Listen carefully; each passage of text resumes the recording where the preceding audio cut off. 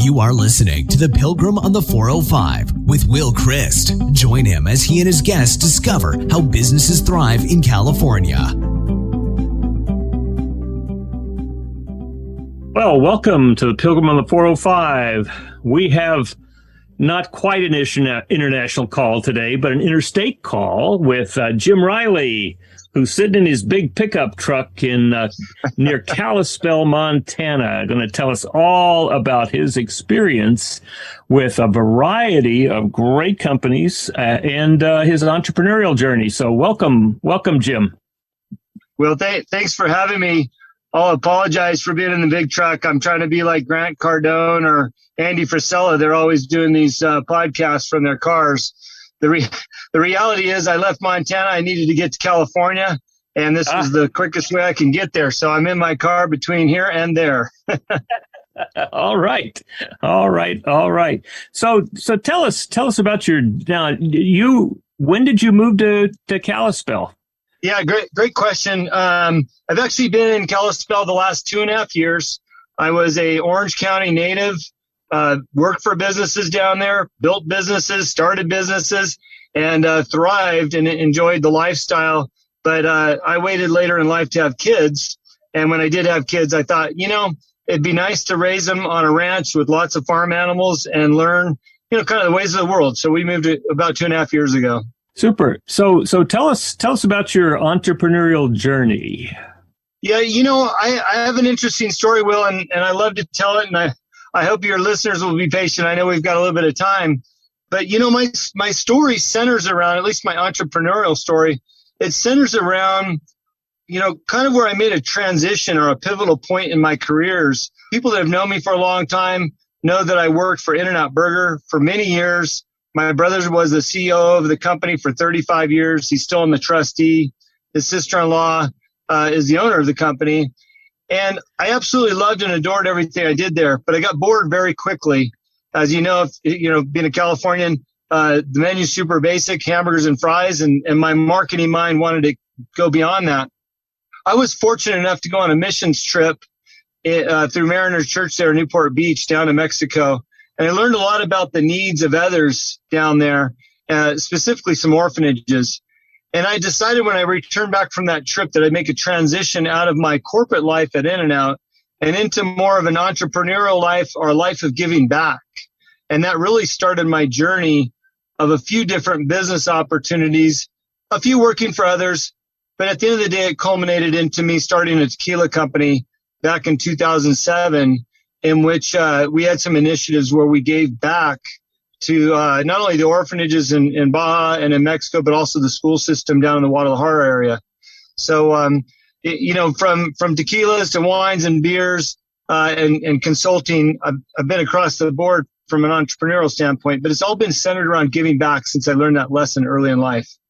Well, it's really significant to me that when I hear people talk about government being smaller, which is a kind of a mantra in many places here in Orange County, that at the same time, because of compassion, that means that we've got to get bigger in terms of giving back. Now, it's not giving back so much as it is sharing, giving, responding to the needs that are out there. That's a very significant thing.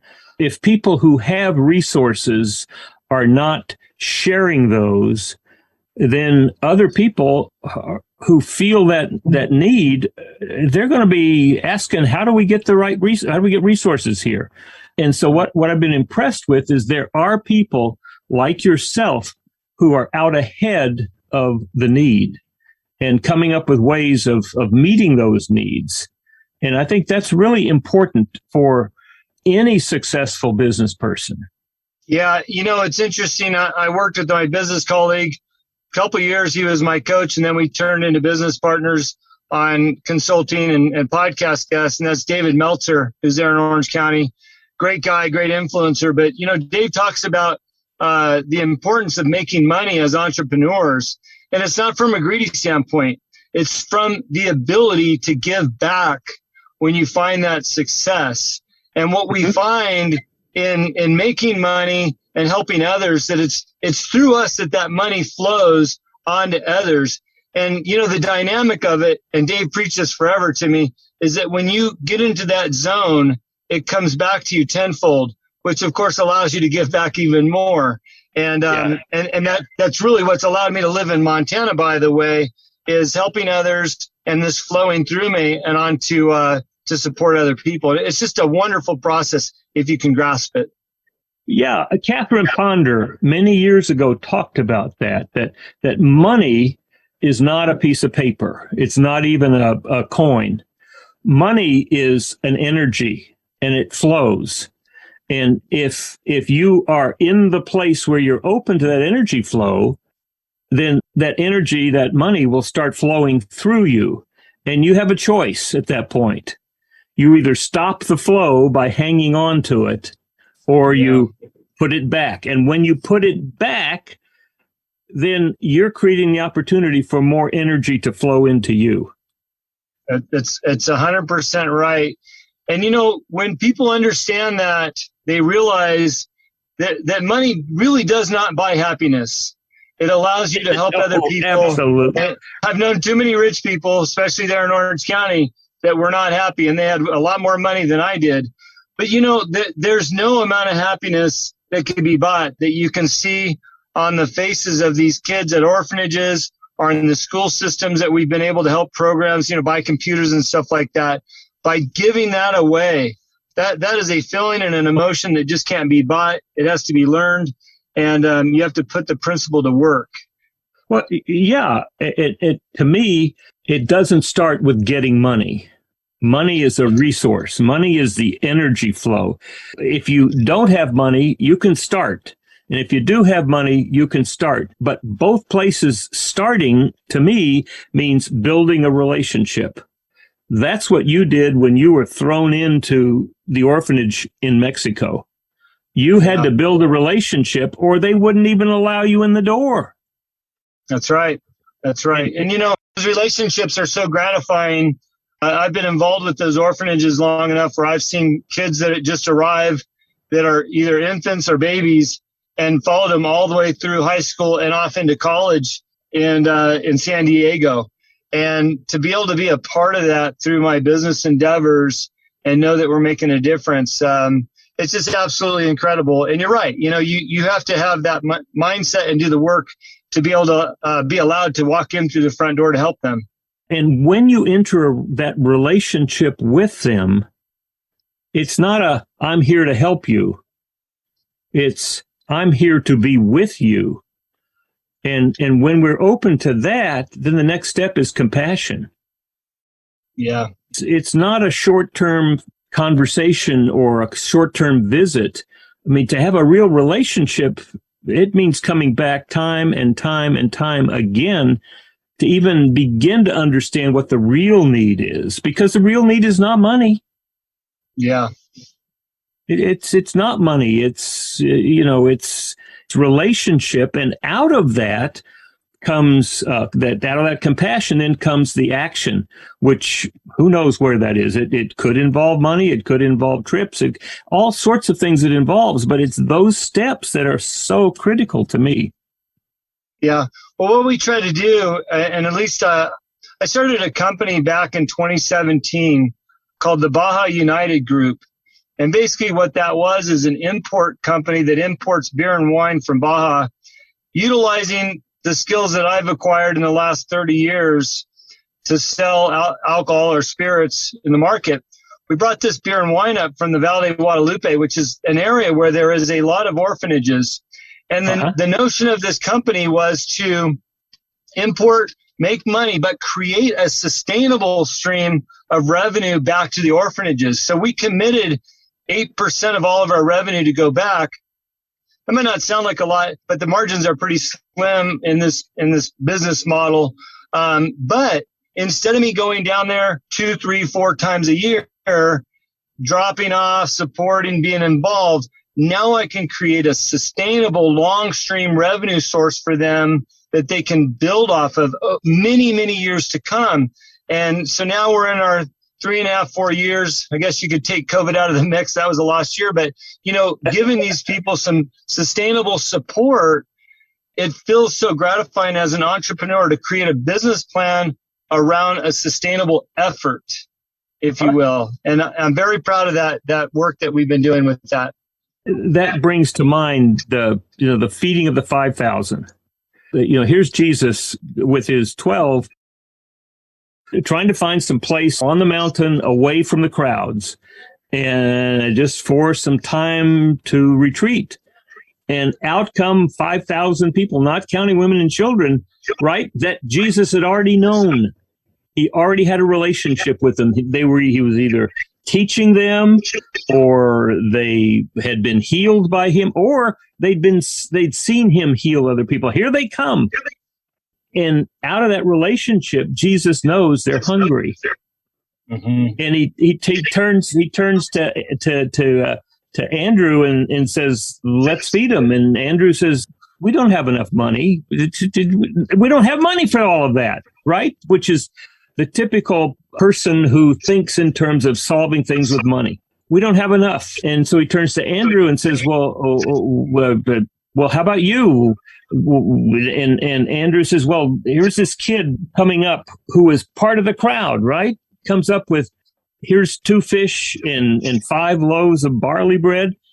And Andrew says, but that's a drop in the bucket. And he's thinking in terms of, we don't have enough. Yeah. And what you did down there, what you're doing right now is similar to what Jesus did, is he said, let's use what we have and bring everybody on board and let's see what happens. Yeah. And everybody got fed. That's right. And by the way, if people know the story and they understand the day and age of that story you just told, that bread and fish was worth an absorbent amount of money. Most people would never eat like that. Because if you read it correctly, they ate until they were full. And it's such a wonderful teaching and example of how we can do things for others and have abundance and have enough faith in who we are and in one another. And that's what we're hoping to build with this orphanage. And by the way, I'd be remiss if I didn't say my partner that helped me kick it off in your town there was Eric Morley at Blue Sea Marketing in Costa Mesa. Eric, he's a great guy. What a wonderful guy. It's interesting when you get good people together with the right mindset to do something, what you can accomplish. And I suppose for this show, that could be lesson number 1. Don't be afraid to get together with some like-minded people. Take your restrictions off and create something special with your entrepreneurial spirit. Yeah. One of the things that I'm getting involved with right now is California Love Drop. That was Eric and Wing Lam and Wendy Ellis and Charles Antis and all that crew.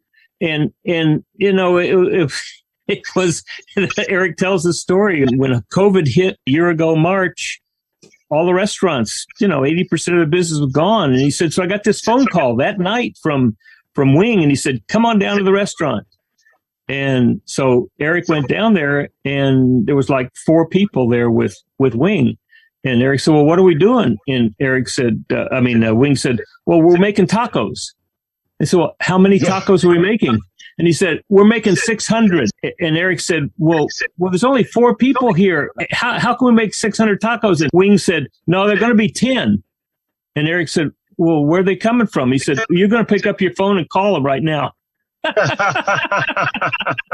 And that's how they made those 600 tacos, took them out to the hospital, to the front first responders. And out of that came this every week taking food to first responders around Southern California. I loved following that story from Montana. I have a long history with Wing back to the ski resort days. I don't even want to mention the year, but it's interesting when you talk about people like Eric and Wing and some of these Orange County people that are so fantastic in their works. They don't always get the recognition they deserve. I know Wing gets a fair amount of press, but at the same time, Wing does so much for so many people. And I know he's been blessed with a family and a business, but, people should know how giving and caring these 2 gentlemen are that you just talked about. Yes. Well, and to me, that's a model of what entrepreneurship is. Not alone. It's not only, look, mama, what I did. It's not, look at the great me. It's, look what, because of what I've been able to be part of, I have helped in the world. And yeah, you know what? I want to talk about that for a minute because it's a good segue into something interesting for your listeners. You know, maybe you've got some listeners that have a business and they're doing okay, but they're thinking about doing something else, or maybe they're working for somebody and wish they were entrepreneurs because, you know, you talk about these give back philosophies and the ability to help. And sometimes people feel stuck in where they're at. And what, you know, one of the things that I teach as a business consultant and a coach is, you know, generate what your personal values are, know what your values are, and based on those values, build your goals. And my values are in this order: are God, family, health, so I can be a part of my family, giving back. Of course, we talked about that, and time, so I can do all those things. And then the last value is actually business. But when I start building my goals around those values, you know, business does play a role in that. And once I establish that role for that business, then I look at what I'm good at, what resonates with me. And then I go about the task of writing a business plan and figuring out how to monetize it.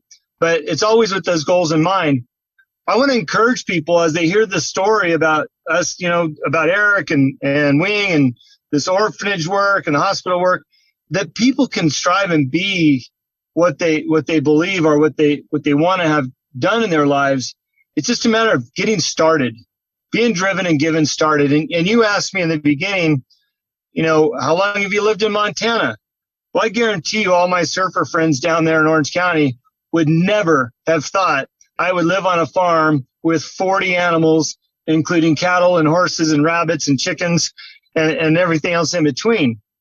I was driven based on my goals for my family and what we all desired to do and have. And I built a consulting business around that because I knew I needed to disconnect from California, but be remote. And I started working with David Meltzer to build out my consulting business. And I will tell you, and we can save it for another show, but I've had the two most successful business years of my career. Huh? And we were in the middle of COVID. If that tells you anything about following your goals, being driven, having a passion, you know, there's definitely value in that. But that's what entrepreneurs do, right? Entrepreneurs find a problem or they take a circumstance and they bring greater value to it. Sometimes it's solutions, sometimes it's just increasing the value, but entrepreneurs do that. That's what I find so fascinating to work with entrepreneurs because they're always looking around for what's possible. And that's why I get so excited about talking to people about the solutions to the problems that we face and just digging around. I mean, last week I was talking to a fellow in the Bay Area and he said, you know, we got a lot of power that we're generating. And he said, I used to own several solar power farms and I sold them. And so the cost of generating power from the sun and from wind is going down so quickly that it's not going to be a problem to have all the power we need, right? Generated in a very green way. He said, but the problem, and this is where he got really excited and passionate, the problem is we can't move it around because of our infrastructure. And he didn't say, therefore, we're going to wait for the region, the county, the state, the government, the federal government to come in and fix it. He said, you know, we can't really just build a whole bunch of towers because permitting process takes 10 years. Right. He said, so what I have done with my new company is we've created a boring unit that will very effectively and efficiently bore through and create a tunnel for us to pull the cable behind us. And he said, we have become a utility. So therefore, as a utility, we got a right of way we can bore through without any permitting.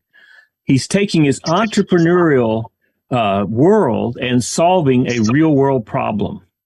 Yeah, I love that. I talk to people about being the pick and the axe of any industry. If you look back at the gold rush era, the people that made the money during the gold rush was the hardware store that sold the picks and the axes. And right now we have businesses all over us that require pick and axe. I mean, look at the explosion of the cannabis business around the country, especially in California now. It's the guys that are selling the fertilizer and the hoses and the hoop houses and everything else that are making the money. The guys with the cannabis aren't making much at all. The margin's super small. But, we can look around, as I did during COVID, and look around and find out where the pick and the axe opportunities are. And I'd encourage people to do that. As an example, where I live, it's small town. I don't even know how low the number is, but, you run into your neighbor everywhere. But we have an employment problem with, like most of the country, especially prevalent in the restaurants. We've got a lot of restaurants closed because of the lack of staff. Now, different than California, perhaps, we don't have a COVID problem. We don't have mask mandates and all those things. So people aren't closed because the mandates. They're closed because they don't have the staff, because people are sitting at home because they're getting checks. For me, I'm going, okay, well, what is the opportunity in all these restaurants closing? Well, the opportunity in the restaurants closing is a project that I'm working on with the local restaurant owner, is to build equity into the restaurant profit for employees to come in and make money and bring them into the fold. All right. And I appreciate, I've heard that many times that, well, the problem is that they're getting checks. I think that's one part of it. We've come to the solution for what I think is at least, maybe even more significant, that 18 months of COVID allowed a lot of people to step back and ask themselves, well, number one, they had to take responsibility for themselves in a way that they hadn't had to for a long time. Sure. And so when they begin to feel that agency, that efficacy, that ability, then stepping back, they had that time to think, what do I want to do with the rest of my life? Yeah. And lots of them said things like, I don't want to be driving an hour into my office to an office and sitting there in a cubicle all day with no real benefit other than a biweekly check. Or I don't want to be a waiter for the next 6 years of my life, just going and making a check every 2 weeks. And that means, and this is a good thing. Now, what exactly what you're saying is that means that businesses must change the way that they are, the value that they bring to their employees. That change is going to be so valuable for everybody. Yeah, it's going to be interesting to see what they do with all those sky-rise building those office buildings in the variety of cities you and I have both been around. Because you're going to learn that people can be as efficient from home. It's interesting. I was having a conversation with a parent the other day. The job market's such that they'll take anybody, almost a warm body. And he says, my friend didn't really want to go back to work. He's semi-retired, but there was a company that was hiring that he was interested in. So he called him and he says, hey, I'm willing to work 3 hours in the morning, to go home for lunch to take my kids home from school, and I'll come back in the afternoon and work 3 or 4 more hours. And I only want to work these days of the week. And by the way, I want to make 3 times the amount of money that you're offering. So if you want me, I'm available. No questions asked. They took him. Yeah. That's a pretty gross example of what might happen out there. But the point is, like you're saying, employers are going to have to find a different way for retention, to build their businesses, to conduct their business in different ways than we ever have before. And I think that actually will be quite exciting, because I think you'll find more satisfaction in people. I mean, just using myself as an example, I'm working from Montana, living my dream with my kids, and I'm enjoying interacting with people in my old neighborhood like yourself today and others, So it'll be interesting to see what the future holds in this new post-COVID environment. Well, and I think what that really does is it helps people discover their agency, their ability to take responsibility for themselves which means they can take responsibility for other things as well. And it leads to the question of what is your purpose? Yeah. What do you really want? The thing that I'm working with called the Entrepreneurial Operating System, that's one of the bases for what we talk about is helping people get what they want. It starts off at the top with the leadership. What do you want? And it eventually gets down to everybody asking them, what do you want to do? You know, what is your unique value, your unique ability? And if it's not here, how do we find a place for you where you get to exercise your unique ability and get compensated appropriately, you know, work with people you love and make a great contribution and have that time left over to pick up your kids or work on those other things that are passionate for you, to begin to reconstruct businesses around that. To me, it's exactly the right time for EOS to be out there with businesses. That's right. And it goes back to what I was saying. Decide what your values are first, and then you can start looking at what your goals are. You know, back in the day, you know, Carvel used to talk about, you know, having the ladder that you were climbing, but you got to the top and you found out it was on the wrong building. Well, that can also happen with your goals. You know, you might achieve the goals and you realize they don't align with your values. So maybe you got a big pile of money in your bank, but you haven't spent any time with your kids. So I think it's important as we look at this new world of working that as employees or entrepreneurs, what our values are and align those with what direction we go, whether it's with our businesses or the people that we want to work for. Well, you know, what I find working with businesses, one of the first questions we have to ask is, what are your core values? And they'll get clear about that. And then what's your focus? What do you do well? What do you do better than anybody else in the world? And then what's your 10-year target or your 5-year or what's your big goal out there? And so often that starts off with a figure of money, you know, $50 million, $150 million. And it's so interesting to me to see as they move forward through this two-year journey, they begin to move from only looking at that dollar figure, and they begin to say, oh, we also want to have a great place for people to work. Yeah. We want our people to be living this life. You know, it really changes their picture of why they are doing these things and what they're doing and what's important. And of course, when they start paying attention to every level of employee in the organization, productivity goes through the roof. Well, you know, there's a couple of companies out there that do that right. And your show's got 405 in the title. You know, In-N-Out Burger's corporate headquarters is in Irvine off the 405. And you look at their values and what they've always focused on, which was the employee. Rich Schneider back in the day would say that was his number one asset. And if you look at the empire that In-N-Out has built, still family owned, you know, 25,000 employees, companies worth $5 billion plus, based on values, you know, the importance of that. You've got Disneyland right down the road from the 405 also based on values and the experience of the guests there. You know, you've got a lot of people doing it right in Orange County and a lot of people trying to figure it out. And there's nothing wrong with looking at these leaders and following along and doing what they're doing. Right.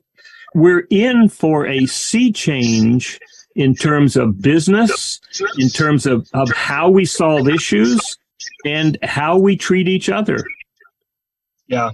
I want to touch on one more thing on my side before you wrap it up. I'm not sure how much time we have left, but, you know, oftentimes as entrepreneurs and business leaders, we find ourselves kind of getting caught in a rut and looking for a little stimulus.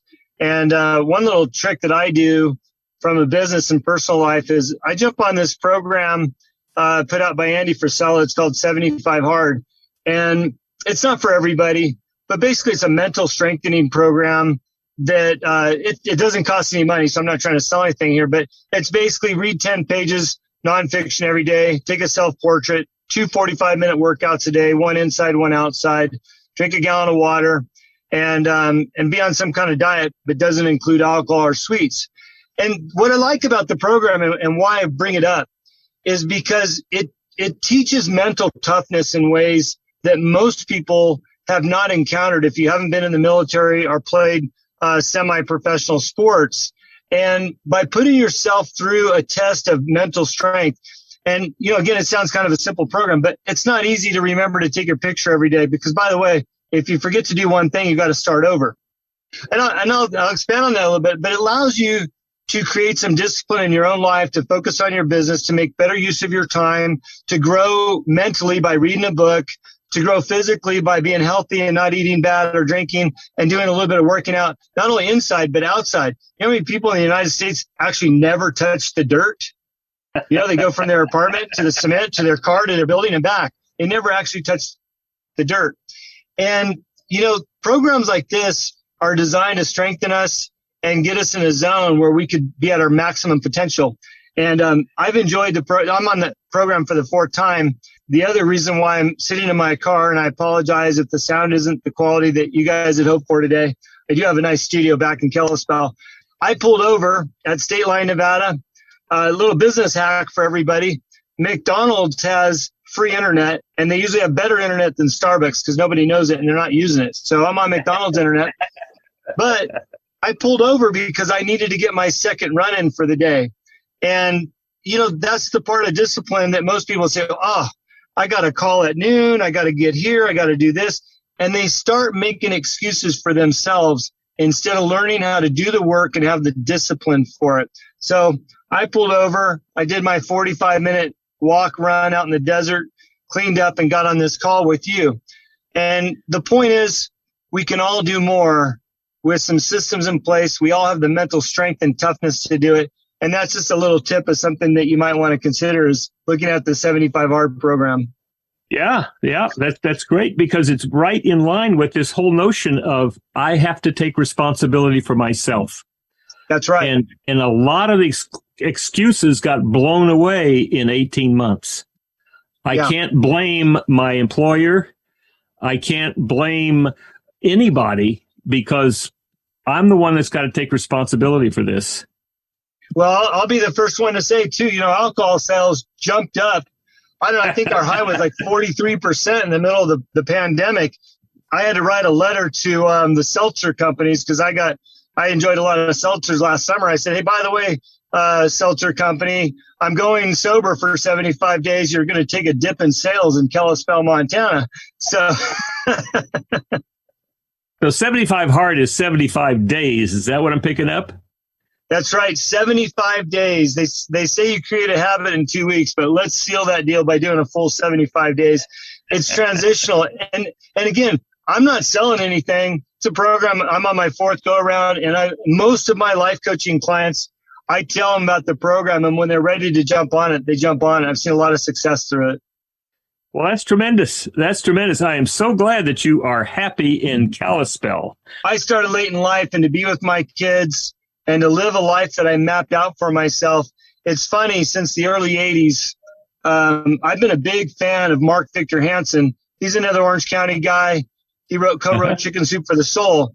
In 1985, I had a cassette tape of his when they had cassette tapes, and he said something that resonated with me, and that is, what you believe is what you will achieve. Yes. I have that cassette tape still on my office desk today, and I believe that mantra ever since. And what's pretty cool is I learned to write down my goals at an early age, and I always do that, is sometimes I forget that I've written them down. And I just believe in myself and what I'm trying to accomplish. And it's fun to go back and look at some of those goals and check those boxes like, yep, did that, did that. Working on that. And I would just really encourage people in their entrepreneurial lives and personal lives to write goals and know that if they believe it, they can achieve it. Absolutely. There was one point I had written down a list of 10 things that I wanted to see happen. And then I lost the paper. It just got shuffled around. And 3 years later, I came across it. And you know what I saw, right? Every one of them had been accomplished. I love that. I love that. It's so powerful when you put something out in the universe that it will come back to you if you really believe that it can happen. This is not, I know 20 years ago when I was younger, or 30 years, well, a lot more than that, I guess, you hear these things and you don't put any weight to them. But when you get older, you realize the importance of what you put out into the universe will come back tenfold if you really believe in it. Yeah. And one of the things that I've discovered in the last 6 years is that words become things. Words become things. So you got to be very careful about what you say because it becomes a thing. That's right. And by the way, that's a good point. What you say in your own mind becomes a thing too. We talk about no negative talk in your mind. And I think a lot of us fall victim to that. I can't do this. I'll never do that. I'm not good enough. I'm not strong. Whatever it is, that negative talk will eventually, you'll become that. And that's something I wish I learned a lot longer ago too, because I might have even enjoyed more success if I'd realized that. Yeah. Well, that whole thing about what we say to each other becomes things. And it changes our perception of things, and they actually become that. And so if we are, if we're being negative about other people, about, they are doing this and they are this way, they will become that for us. That's right. And on the other hand, if we change that and to say, my job is to love everyone, to be open to possibilities, that I don't have to be threatened by anybody. Begin saying that to each other, and that changes the world. That's right. That's right. Yeah. I love those principles. We can keep spreading that word around. This is going to be a great place. That's great. Listen, it's been wonderful, Jim, just to be with you. Thanks for stopping on State Line and being prepared. And it was a great time. Great to be with you.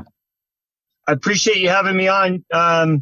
Love to chat further down the road, have you on my own podcast, which is on my website. Live Life Driven is my website, and you can find my show there. But anytime I can stop and talk shop with somebody, it's worth the effort. Great. Well, invite me on. I'd be happy to be there. So this now is just one more example of how, in this particular case, businesses did thrive in California, and now they happen to be in Kalispell, but he's really still California and OC. He just lives in Kalispell and probably making a huge Californication of Kalispell. That's right. So take care, Jim. Wonderful to be with you. To The Pilgrim on the 405 with Will Christ. To hear more of the programs in this podcast, go to www.willchrist.com.